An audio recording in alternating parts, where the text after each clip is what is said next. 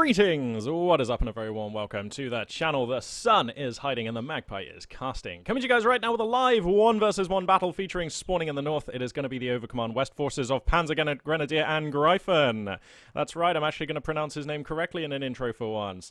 And spawning in the south, it is going to be the British forces of kromz34, a new player to the channel, so very much looking forward to seeing what he can offer. The map here is going to be Minsk Pocket, which I feel like I haven't cast for a little while now, so I'm pretty glad about that. And as these two players are going to move on out to get done what they're going to get done, I'll just take a moment right here to say, I don't know, I think at the end of the last video I mentioned, but yay, I'm back from Amsterdam. It was awesome. It was good fun. Very much an awesome city. If you guys have never been to the Netherlands, if you've never experienced a European city like that, I can absolutely recommend it. And of course, you can have a pretty good time there as well, beyond just sightseeing. So yeah, I am indeed back and ready to get into some more regular casting. Should be casting pretty frequently over the next week at least, probably over the next fortnight. And very much looking forward to it. Going to see if I can find some slightly spicier replays. Live game lobbies, which is where this replay, of course, comes from, and indeed most of my Company of Heroes 2 replays. Live game lobbies are okay, and you never know what you're going to get. But it would be nice to try and find some genuinely sweet replays. Big shout out and massive thanks to everybody out there who sent me in some replays. I have been looking through those, but I haven't actually been able to cast any of them because I suck. But really because the Company of Heroes 2 version changes, and that invalidates any older replays, and I'm just so bad at checking. Well, it's not that I'm so bad, it's just that I'm quite busy. But yeah, anyway, I don't often get around to looking at those emails and grabbing those replays until it's too late. But by all means, if you have any cool replays, please, please, please do send them in. I am on the lookout for something pretty spicy to cast. Might also try something a little bit new on the channel over this next couple of weeks. We're coming up to 1,000 subscribers, and that has been playing on my mind. Much love to all of you out there who've hit the subscribe button over the last year or so. Thank you very much. You know what, when I first started this channel, I honestly thought I would never get more than like 50 subscribers, and that I would just kind of do it for a few months and it would be a flop. And I didn't tell anyone about it except for like 2 of my friends. And somehow, from that, I have like nearly 1,000 subscribers now, which breaks my mind a little bit. It's really cool. It makes me kind of happy. I'll be honest, actually, it means that there's a little bit of like pressure on the casting, which I just never thought I'd have, you know, because I just thought I'd always be messing around and no one would ever be paying attention. But now there's like, you know, hundreds of people watching. But anyway, it's all good. It's all good, and I like to think that I've grown and developed as a caster. This has turned into a massive digression. By the way, I haven't mentioned what's going on in this game at all. We've got double Kubel out on the field causing mischief with these Tommies and these Vickers. This is quite nicely done here from Angreifen. Very nice to see. The double Kubel opening, the lesser spotted double Kubel opening, but ever effective against machine gun teams. And that's nice to see here. Looks like, whoa, this Kubel getting backed up into a harsh place here. He's taking quite a lot of fire. Remember those Tommies with the Lee Enfield rifles do pretty spicy damage, so you got to be careful with them. He's going to get that Kubel out of there. The other one's right now being repaired, or is finished being repaired, in fact, by these Storm Pioneers. So nice management there by Angreifen. He's going to come out of here with all of his units and most of his map control, having forced a fallback or 2 out of the British forces. So actually just 1, but still. That's pretty nice. That's a good opening. Looks like we're going to have a Bren carrier, a savvy choice here for Kromz. Looks like that's going to be able to give him a lot of say-so about what these Kubels can get done, and hopefully cement some kills on them. Of course, the Bren carrier, basically just a better Kubel wagon that can't capture. Here comes that unit now for the British forces, significantly more armoured and durable. Oh, hang on, these Tommies getting very low. Whoa, whoa, whoa, danger of a squad wipe here. I mean, it should be... Oh, I was about to say he should get away with that, but he gets terribly unlucky, and that's going to be a Tommy squad wipe at, like, the really early minute mark. Where are we now? The 4-minute mark, effectively.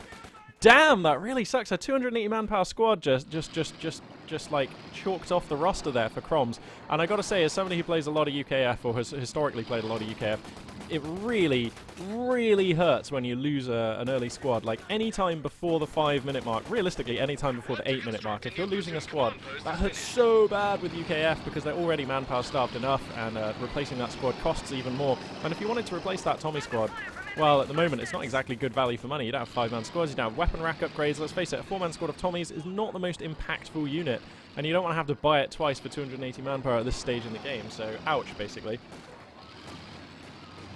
as I take a sip on my tea here. Angreifen looking pretty good, map control looking reasonable, he's got some good resources flowing, certainly more than his opponent.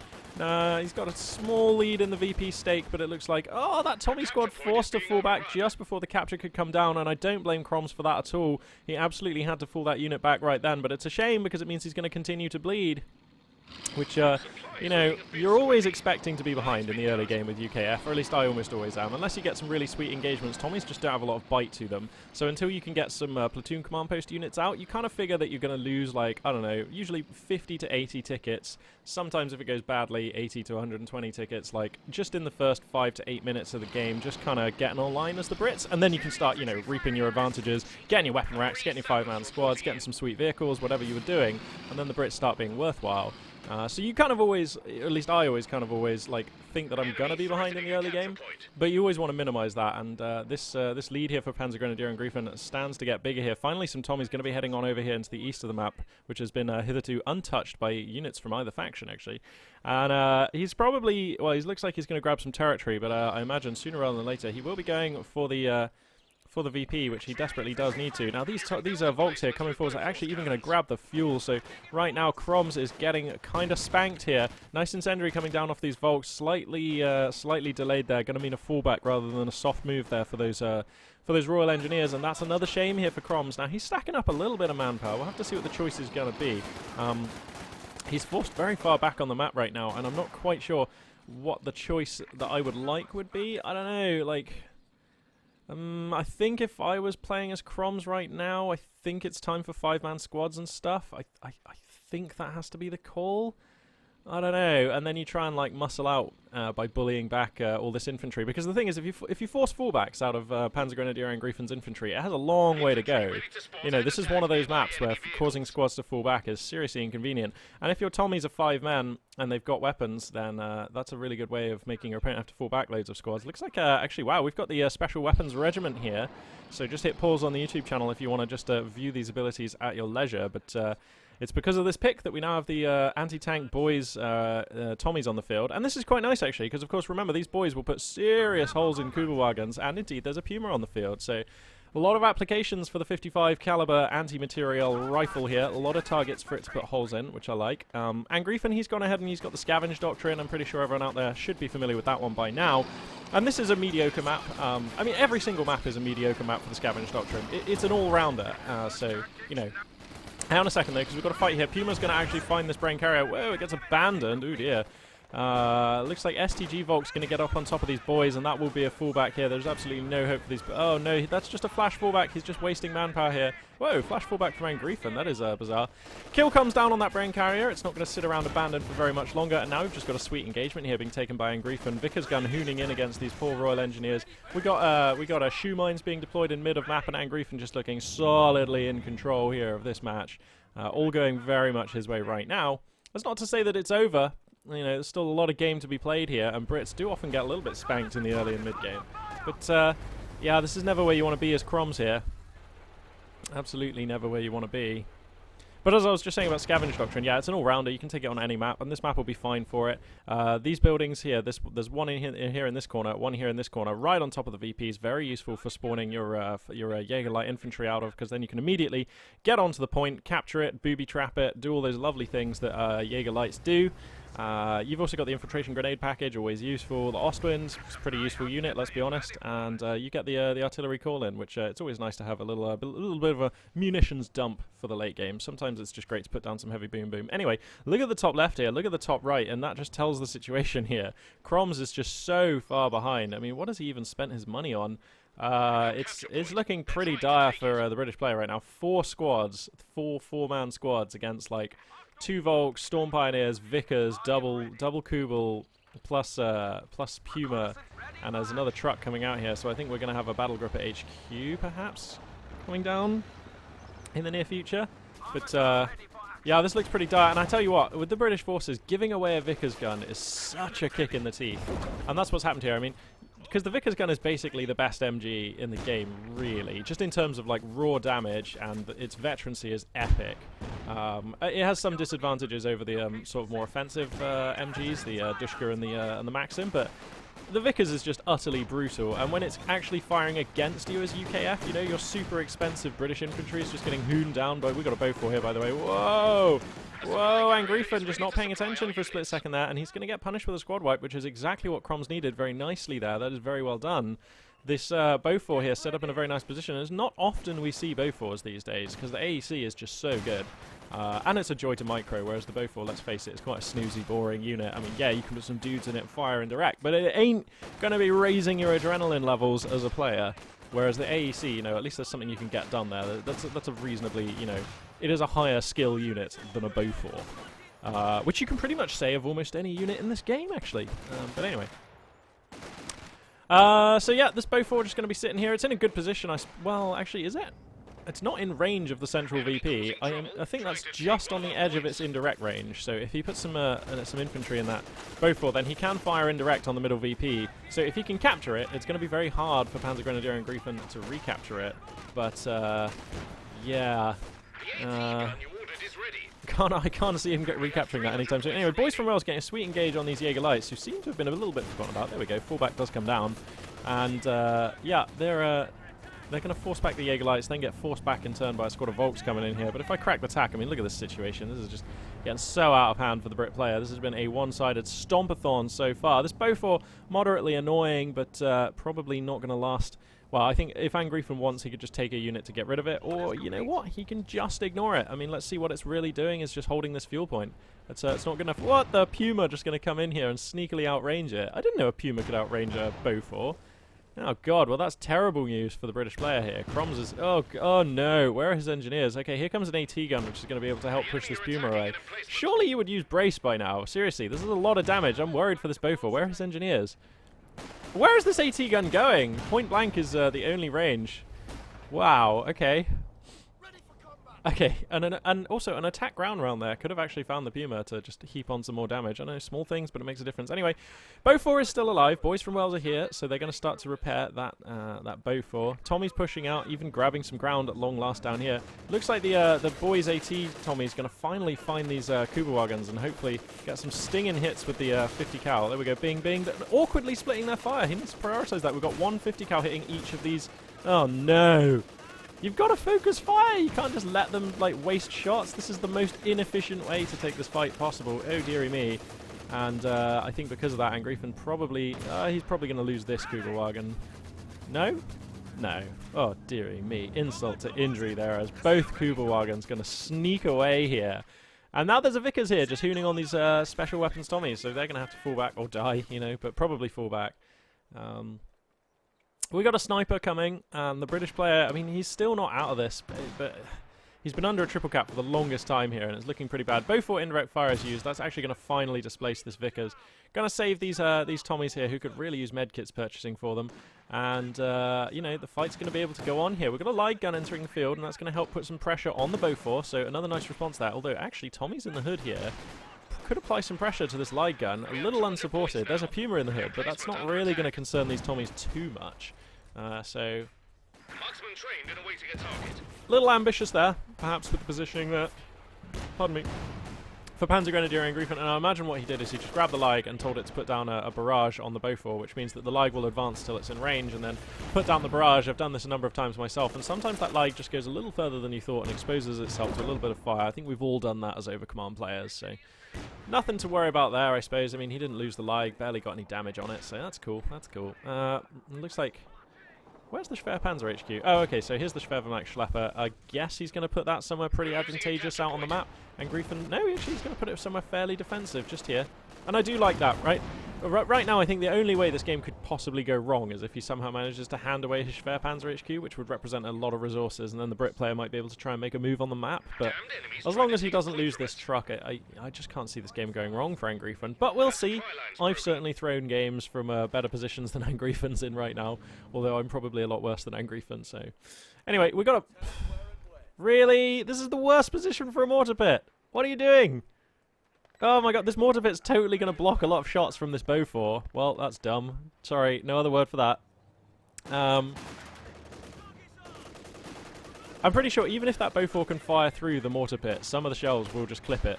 I mean, that's just how the shells work in Company of Heroes 2.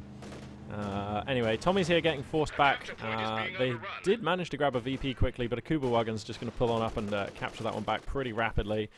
Oh, infiltration grenade package coming down on the fallback path. Gives another Tommy. Very nicely done. Now the STGs are going to give pursuit. And this is a lovely little chase here from Angreifen, just harrying his opponent. He won't get a squad wipe here, but he does get 2 extra Tommies for his money, and Tommies are quite pricey, so I don't mind that at all.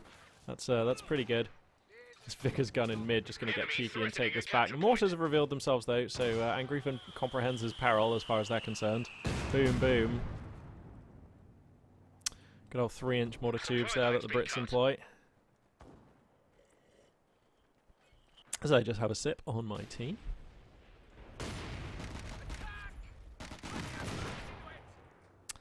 How's this sniper been doing? 2 kills, not so well. Oh, he gets hit by the lag. Ouch. That sniper has to move. Oh, flash fallback, though. I think just moving would have been fine. Remember, as Brits, I mean, because you don't want to fall your units back, because there's no inherent way of healing in your base except for other falling back squads of Tommies. And your Tommies have medkits anyway, so, you know, if you can not fall back your sniper, and if you can heal him in the field, that's always going to be more efficient. So, a little bit of a snappy fallback there. Kubel wagon here doing some crazy, crazy maneuvers. Wow, that one absolutely ludicrous, and it is going to fall victim at last to a 6-pounder, but I think it's fair to say any Kubel that survives to the 16-minute mark is usually pretty good. And these Kubels have definitely been that. They're going to keep capturing ground. You can see the cheat mode here being used by Angreifen, so he can see all of his opponent's units in this area of the map, which is utterly gross, of course. Light gun should be trying to apply pressure. I don't know why that is not trying to pressure down the mortar pit here. That is actually wasting time just not shooting here, I think. He should really keep that thing firing. Just to gain veterancy, if nothing else. I mean, even if your opponent's repairing it, it means that they have to commit some Royal Engineers to repairing something that you're hooning on with a lag, and you're getting veterancy out of it. I don't know. It's just better than having it sitting here, I guess. Okay, now it comes forward. He's going to start firing with it just now. So the Schwerpanzer HQ is done, and PanzerGrenadierAngreifen is... I mean, he's got Panzer IV fuel. He'll have Panther fuel in about a minute. So, and if he wants to keep saving for a KT, I suppose he can do that. It depends if the game's actually even going to last that long. But I'll be honest, this looks like a game where kromz is just not, like, he's just not, the teeth have not quite engaged, and the gears are slipping here for kromz. I mean, it's safe to say nothing this game probably has gone the way he wanted it to. Uh-oh, there's a booby trap on this point. Okay, the sniper, thankfully, is just at the back, so I don't think the sniper's going to get gibbed. Just Tommy's here. Only 1 Tommy! Oof, that's pretty lucky, to be fair. I wonder if that's because the patch has changed the way they deal damage now. But anyway, he should use the medkits, like, right now. Right now. Use the medkits. It's probably a smart plan. Oh god, now they're getting fired on by the light gun. And there's mines freaking everywhere. Angreifen, you're just a bad man. Are these mines here as well? Yeah, they look like mines. Why won't it let me select them? Oh, it will. Well. The enemy are attacking an emplacement. I mean, I am hesitant to switch to post-mortem mode when one player still has 100 tickets, but I think we need to start looking at what kromz did wrong here.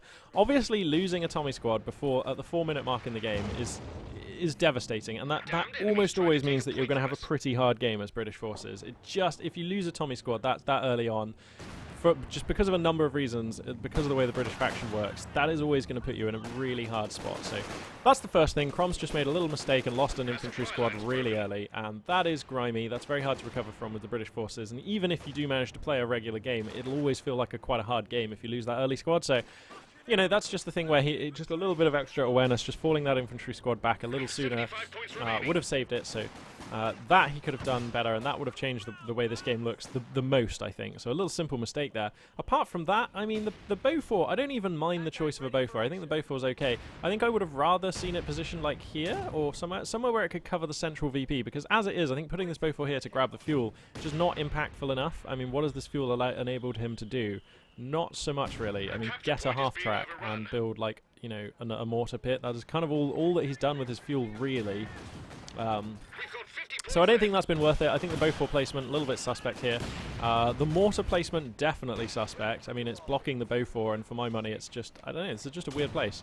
It really wants to be behind something, like here is better, or, you know, just behind some kind of line of sight blocker is better. We've got a fight going on here for mid, but I mean, there's just no chance here, I think, for kromz to, well, he's managed to decap the point. That's something, but I just don't think it's going to last. A sniper here doing some good work against these storm planners who need to get out now, actually. Oh, Oh, that mortar coming just awfully close to delivering a lot of friendly fire there. But yeah, so I would say the placement on these defences possibly suspect. The decision to go for Beaufort, now was that suspect? For my money, that probably was suspect. The AC is just really good, and I think an AC, you know, it would have helped against the Kubel wagons. It would have given you something to do against the Puma. So yeah, this game is probably going to end in just a second here, I feel. I mean, we've got this funky, what is it even called? The funky M3 half-track, the British M3 half-track. So this is the one that can drop weapons for the low price of 60 and 40. You can get yourself a Vickers K or a Piat. And you can see those weapons now appearing on the units, and that's pretty cool. I mean, it saves you having to research weapon racks. And the Vickers K is absolutely, you know, there's a gruesome tool up close. So it's nice to see that. It's just not gonna be enough here for kromz. And let's see, he's down on 13 tickets now, and he appears to have no designs whatsoever on capping either of these VPs. We've got another booby trap being placed over here, very nice. We only have 10 points left. So that's going to be the game there. And like I say, I think the key things that screwed it up for me was the Beaufort positioning, slightly awkward. The decision to go for Beauforts, for my opinion, it's just, I don't think this is a particularly great Beaufort-y map. I could be wrong, but I just don't think positioning a Beaufort here is, I mean, that just didn't really have any impact on the game. And losing that early squad of Tommies, undoubtedly horrific. And on top of that, I think it's safe to say, just based on the micro and the way all of the little fights broke down, the way the grindy battles went, I think it's safe to say Angreifen here, definitely the more skilled of the two players. So, wow, KT's here. So, I guess the story of this game, just kind of skilled player beats unskilled player, really. I mean, these Tommies are going to have a last-minute charge here to try and grab a point, but it is too little too late for kromz, and he is going to bite the dust in this little battle here. So, yeah, a reasonable battle there. Not the most thrilling to watch, but, you know, a nice demonstration of Company of Heroes 2 in action for sure. And always nice to see PanzerGrenadierAngreifen out on the ladder, kicking ass, taking names. So, yeah, I think I'm going to go ahead and just cast another game straight away, because this one didn't last very long, and I don't really feel like I got my cast on. So I'm going to go and do that. But, yeah, of course, stay tuned for more Company of Heroes 2 action coming at you in the near future, and hopefully some Deserts of Karak as well. And this, for now, is Magpie 842 signing out.